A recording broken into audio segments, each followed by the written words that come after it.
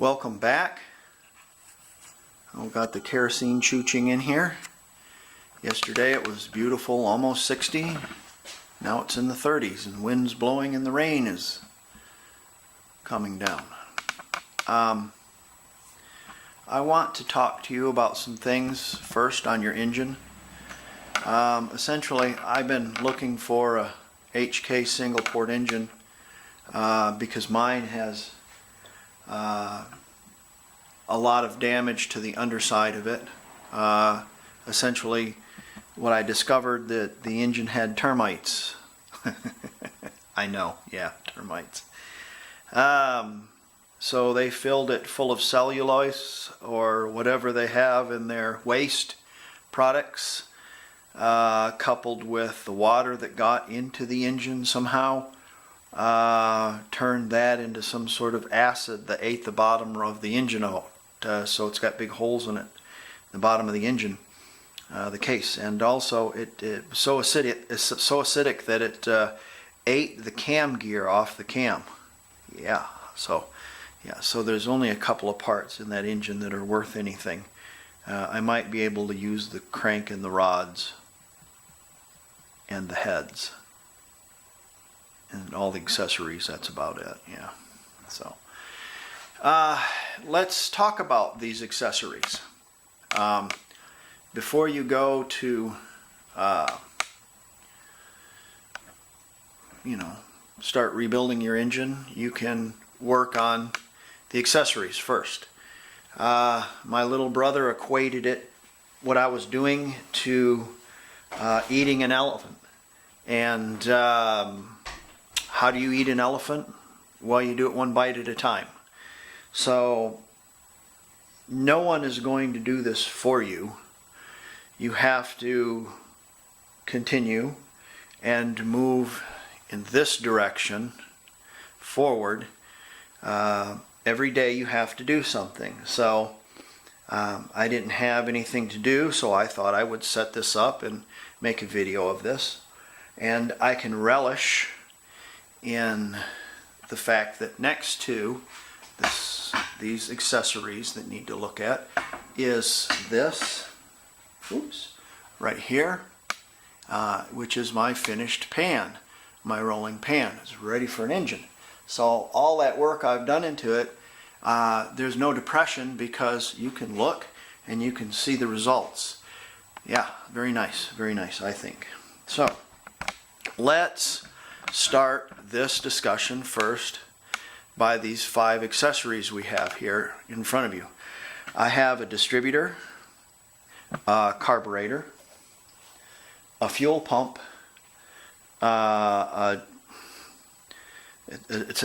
it's an alternator, but it's a generator. I know it's not an alternator, but it is an alternator, but it's a generator. Huh? That produces alternating current. But it has a brush set in it and a commutator that's a switch that turns it into direct current. Yeah, I know. But it's a generator. Okay, we'll call it a generator. And the starter right there. All these things need addressed because if you have a new engine and you put all this junk on the new engine, it's not going to work. Bearings, greasing, brushes, rebuild kit, carburetor, that kind of thing like that. So first thing I want to look at is my brother had sent me this, and I told him, no, you don't need to send it to me, I've got one. No, you don't need to send it to me. Until I found the fossil evidence. And the fossil evidence on this one says made in Brazil. Okay? And that tells me something. That's a clue. Because this is a German car. Made in Brazil means they've taken the really neat German fuel pump off and they've put on a Brazil one. And then they threw it in a 55-gallon drum, the old one, in a 55-gallon drum of fuel pumps. So, brother sent me this. It's a original German, and it's been rebuilt and ready to go. Looks like the pipe had come out at one time or another and it had been JB welded. This is a very common occurrence, so that's not a big deal. New diaphragm, new filter, new screen. Incidentally, Volkswagens, this particular car never had a fuel filter. Here was your fuel filter right here. There's a screen in it. There's also a screen in the tank. There was no cartridge hanging over the distributor in the white hot metal of the car for it to catch fire. So we have this. It's done. It's good. I'd like to check the part numbers on this, but there isn't any checking of the part number. The book does not have a part number for that. But since this is a German fuel pump, I'm going to go with that. And that's a much nicer part. You can get the good parts off the table before they drop on the ground. The second thing I want to show you is this distributor. So there's some things that we're going to need to do to these before you can put them on your car. And this particular distributor has a pretty nice, if I can get it off, pretty nice cap and rotor. Very nice, very nice. And it does have a nice, pretty nice set of points in it. Pretty nice. But I'm going to order a new set of Bosch points and a new set of new Bosch coil or condenser, because I want everything spot on to begin with. I want everything right. There is a ring here. You take this little ring off, drive the pin off, the shaft comes off, the whole shaft, or this pin comes off, the shaft comes off. You have to make sure you get this on the right way though, so you want to mark everything when you take it apart. And then you can clean and you can grease your, or oil your shaft, and after we get it all done, we will set it aside, and it will be we'll set the points, and it will be an operating distributor. I'm going to take these off the table so they don't fall.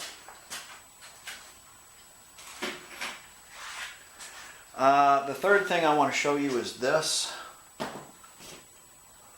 Okay, I know I have an HK engine, an HO, which is a 1500 single port engine, and I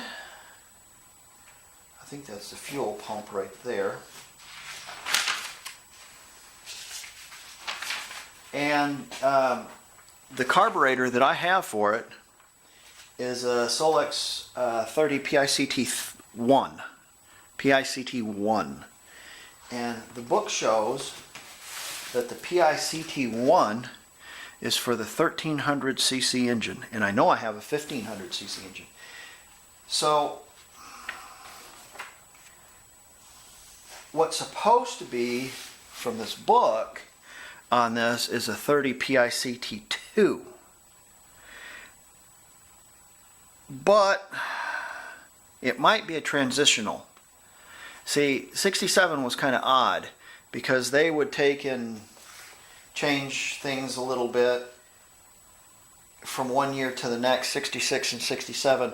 So this might have been an early 67, and they just didn't put the PICT2 carburetors on. I'll have to check and see. I don't have a doubt that this is the original carburetor. I don't. I think it is. I think it's the original carburetor. I don't think they've ever changed it.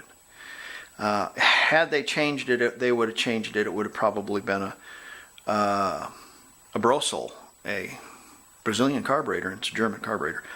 A couple things about this carb. It's not seized up.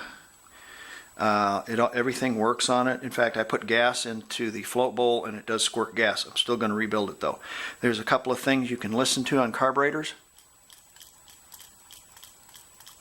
That's a clue. And what that is that's the float back and forth. So you know it's not really too badly gummed up. So I've got down here on my list that I'm making a rebuild kit for the carb. So we're going to do that too. Second thing I want to look at, or the next thing I want to look at rather, is electrical stuff. So we'll set that aside, and we know what we need for that. Okay. we want to look at the starter. Okay, the starter motor, I have already looked at the fossil evidence, and the fossil evidence for the starter motor shows a type 3 part number, the 311 part number, and it's 311-911-023C. And we have that right there. 12 volt, 7 horsepower. That's a hot one right there. Well, they did make an 8 horse for an auto stick. So, we do have a schematic. We're going to run that starter, take it apart, look at the brushes. There's a quartet of brushes in there that solder in place. If the brushes look nice, we'll clean the commutator, kind of grease things a little bit, and then we will put it back together and make sure it runs, test run it all. See, that way when you bolt things up to your car, bolt things up to your engine, they work. Next thing we're going to look at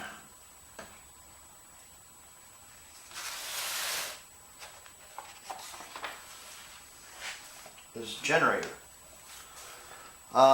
This generator has a transporter part number, a type 2 part number, and we'll see if this is the correct one. I know it's the correct one because only the 67 have push-on connections, so I know it's correct.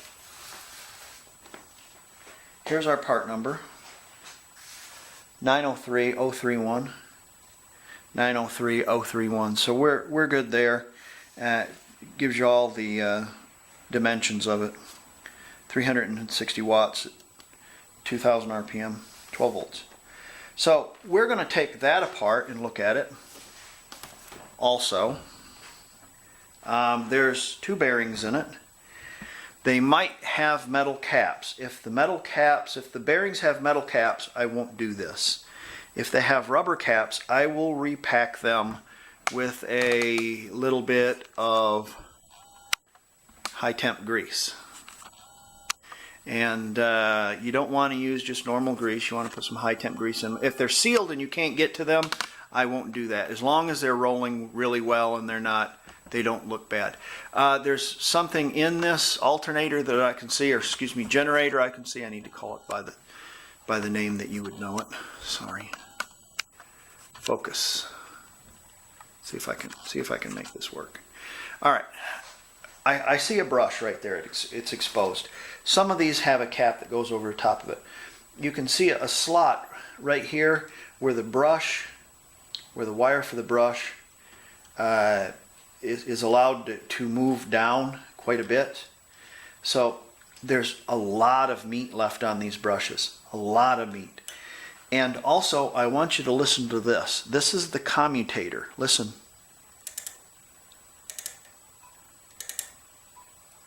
Okay, and what that tells me is that commutator hasn't been worn in such a way that the mica is smearing over the copper. So we'll be able to just clean that up. We won't have to undercut that mica.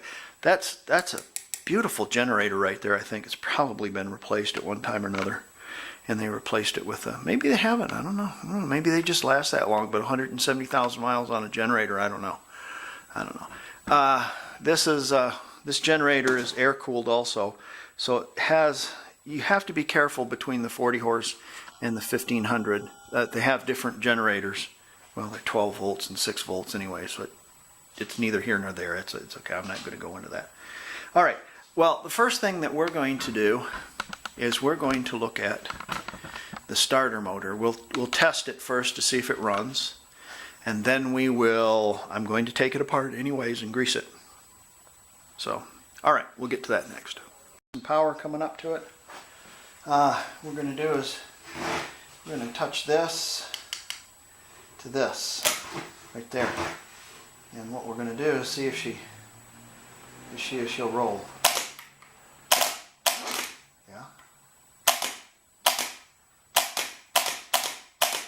She rolled a little bit,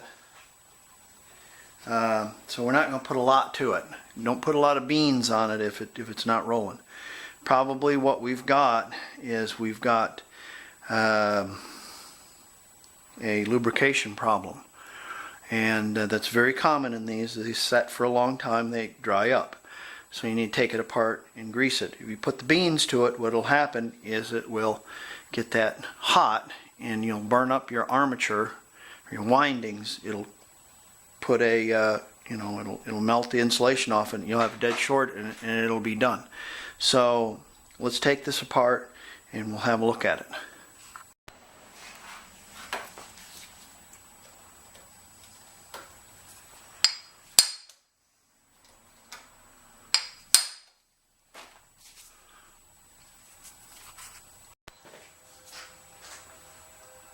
Hear it? Hear it?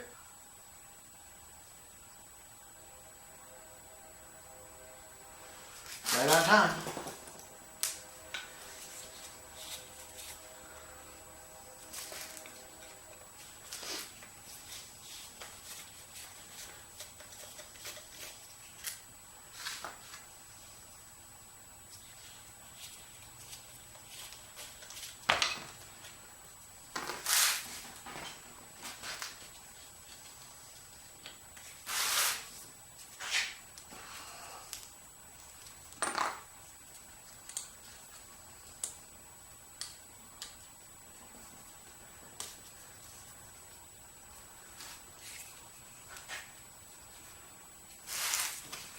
Not on the plastic.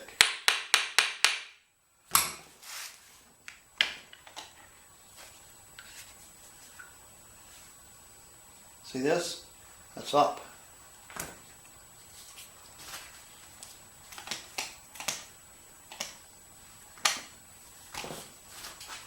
Cap back here.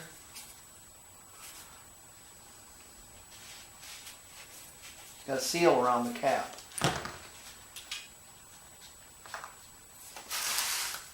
Not with metal.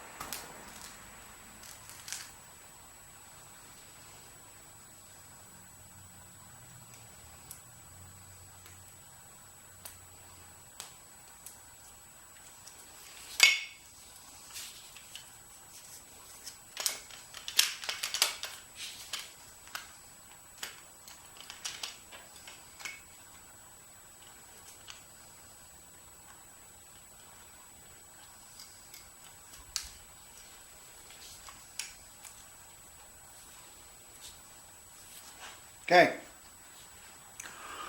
Here's your commutator. See how nice that is? See how it just needs a little cleaning? The mic is not smeared between there. What I'm saying is the copper hasn't been worn down to nothing, and the mic is not smeared over there, keeping the brushes from contacting. This is a nice looking starter. It's just a little, just needs a little grease, that's all. So we're going to put her back together after we clean this up with a little, well, not emery, but like with a Scotch-Brite. Here's our quartet of brushes. As you can see, there's a lot of meat left on them. Everything looks fantastic. Well soldered in place. There's no missing connections. No missing rubber pieces. Everything looks really nice. Nothing looks burned up. Looks very nice inside. Very nice. It's a very nice looking starter. Okay. When we put this cap back on, we're going to put a little sealant around it. It's going to keep that bearing a little cleaner. There's our bushing. If you look at the bushing in there, it's not wallered all out. It's round. It's not oval. If it's oval, you need to rebush it. We're going to put some high temp grease on that. When we put it back in, we'll put a little grease on the transmission when it goes back in, so everything will spin really nice. Oh, you know, I forgot something. I forgot to tell you something. This and it just passed me. Okay, I guess I wasn't thinking. Things like General Motors starters and such, they have an end piece that supports the other side of the armature. This does not. This bolts in, and let's see here. And it bolts into a bush in the transmission. So in order for us to test this, we will have to put this on our transmission over there to see if it spins good. Aha, forgot about that. So let's put her together, let's grease it and put it together and clean things up a little bit. And like I said, all you want to do is clean that commutator up a little bit, push your bushers back together, or your brushes back on there. Put a little bit of grease in there, seal that deal up. We'll put it on the transmission and see if it runs. It'll probably run really well. That's why it wasn't spinning very well. How stupid of me. Incidentally, if you're looking at your Bendix and your fork, the fork has two slots. Goes down in those little washers like that. See how that fits in there? Like that. That's how that fits in there. The book doesn't show that, but you have to study it and look at it if you take it apart. So there you go. Also, how did I get this ring off? I got it off with a pair of vice grips. I ended up kind of bending it, but I'm going to bend it back a little bit smaller so I can just kind of drive it over the shaft.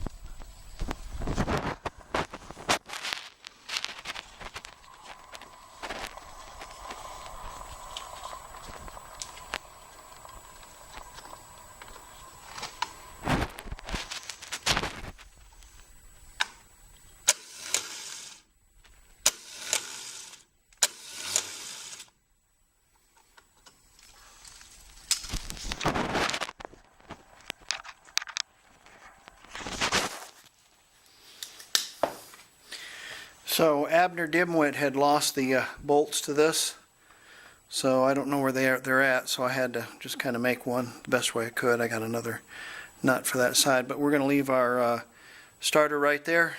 There you go, accessory number 1 completed. Actually, accessory number 2, our fuel pump's already completed. 3 more to go. We'll work on the generator next.